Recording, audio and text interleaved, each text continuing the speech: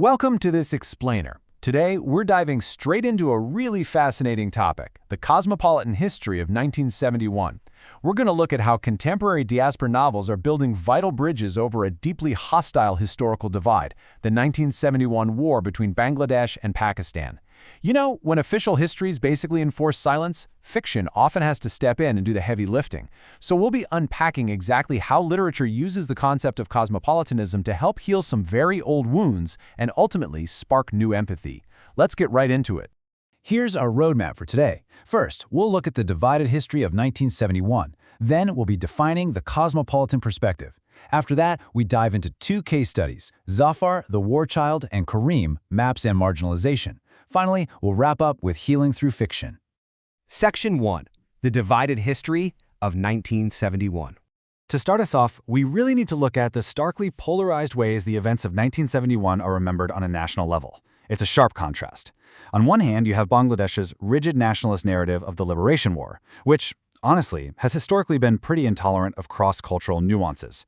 For example, back in 2011, there was fierce public pushback against a film called Meherjan, simply because it showed a romance between a Bengali woman and a Pakistani soldier. Then, on the other hand, you've got Pakistan's national discourse. They often view these events through a lens of loss, known as Sakud-e-Dhaka, or the fall of Dhaka. And this perspective frequently glosses right over the military violence and atrocities committed against civilians in East Pakistan. So what we're looking at here are two official state narratives that both, in their own ways, tend to silence uncomfortable truths and incredibly complex human experiences. This collage, titled Orjan, perfectly captures the absolute tension of this torn history. You can almost literally see the layers of those official state narratives peeling back, revealing all that complex, raw trauma underneath. It's a great reminder that history is, well, it's rarely as neat and clean as the textbooks make it out to be, right? Section 2. Defining the cosmopolitan perspective. So how exactly do authors navigate such a fragmented, polarized history? They use a very specific conceptual tool, cosmopolitanism. This is our primary framework today. Essentially, it's the practice of balancing your own personal, local belonging with a genuine empathy and reason for the so-called other. It's an active rejection of strict, exclusionary nationalism. Instead of drawing hard borders around who deserves our empathy, cosmopolitanism asks us to widen that circle. Now, to make sense of the dense literary theory surrounding this, we've broken down three key approaches to cosmopolitanism that we'll actually see applied by the characters in our novels. First, Martha Nussbaum emphasizes reason and humanity over blind patriotism. Then, Timothy Brennan brings us a bit more down to earth, focusing on non-elite working-class cross-cultural empathy, basically proving you don't need a passport full of stamps to be a cosmopolitan.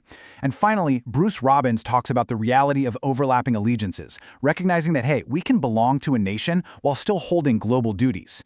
Keep these three thinkers in the back of your mind as we move forward. Section 3. Zafar, the War Child.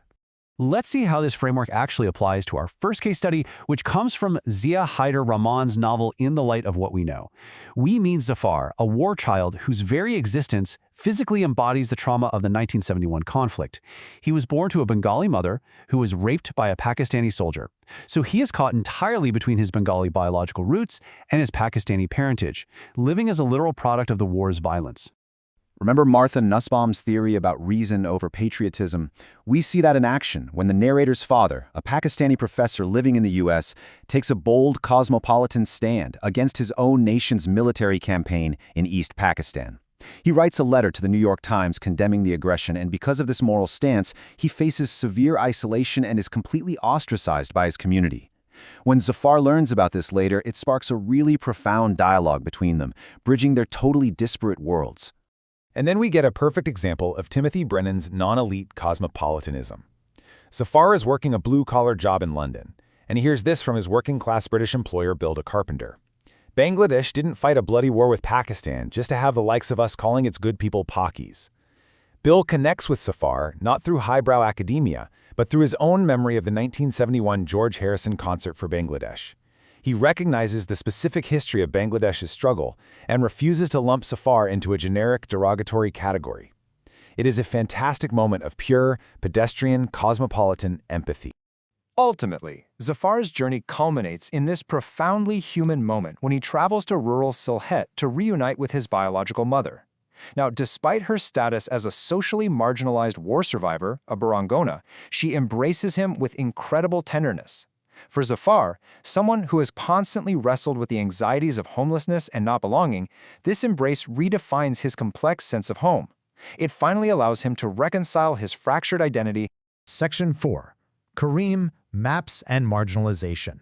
We can explore these concepts even further in our second case study, Camila Shamsi's novel Cartography.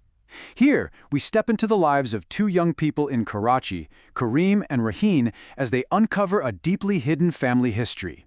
Karim discovers that his mother, Maheen, who was ethnically Bengali, faced severe racism, racialization, and ultimate abandonment by Raheen's father in West Pakistan right as the 1971 war broke out. The strict nationalist fervor of the time had suddenly turned her into the despised other. Shamsi's novel absolutely refuses to let the past stay in the past. If you look at this timeline, you can see how the narrative connects the anti-Bengali discrimination of 1971 directly to the cyclical ethnic violence that plagued Karachi in the 1990s. The author is drawing a straight line from the bigotry that fractured the nation in 1971 all the way to the violence against the Mahajir immigrant population decades later. The novel's argument is clear: history is repeating itself. To cope with all of this, Karim develops an intense fascination with map-making, or cartography. But for Karim, maps aren't just geography, they're his cosmopolitan escape. By studying the world, he finds a way to mentally redraw and transcend those rigid, oppressive national borders that trapped and humiliated his mother. This ties perfectly back to Bruce Robbins' concept of overlapping allegiances, looking way beyond the nation-state to find a broader sense of place in the world. This cosmopolitan worldview actively changes how Karim behaves in the present. He realizes that upper-class privilege effectively erases the daily struggles of ethnic politics. Because of what his mother went through, Karim actively identifies with the marginalized Muhajirs in his own city of Karachi. He actually pushes Raheen to step outside the suffocating bubble of her elite social circle and recognize the struggles happening right in their own backyard. He's warning her of the danger of repeating that disastrous othering of 1971. Section 5. Healing through fiction. So, what do these interconnected stories ultimately teach us about history and moving forward? Well, these diaspora novels successfully create a safe, alternative space for dialogue by forcing characters, and by extension, us as readers, to step outside strict nationalistic discourses. They carve out a real place for genuine empathy. They challenge the rigid, often silencing nationalism of both Bangladesh and Pakistan, proving that understanding the other is truly the only real way to break the cycle of generational trauma. As we wrap up this explainer, I want to leave you with a final provocative thought to take away. When official historical records enforce silence, division, and erasure, can fiction be our ultimate bridge to true understanding? The Cosmopolitan History of 1971 shows us that maybe, just maybe, it can. Thank you so much for joining me on this deep dive into the pages of history and literature. Until next time, keep questioning the narrative.